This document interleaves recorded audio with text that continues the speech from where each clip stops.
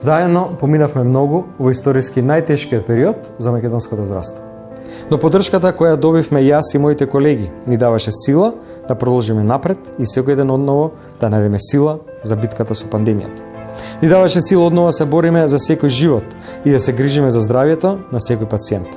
Но и покрај сите предизвици со глобалната ковид криза, успеавме да направиме темелни промени во здравството и да реализираме инвестиции на кои сум навистина горд. Го вративме достоинството и мотивацијата на здравствените работници со покачување на платите како никогаш порано.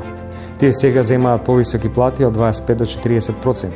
Платите на лекарите специјалисти се некаде поголеми за 2,5 пати, а специјализантите за прв пат се платени додека специјализираат.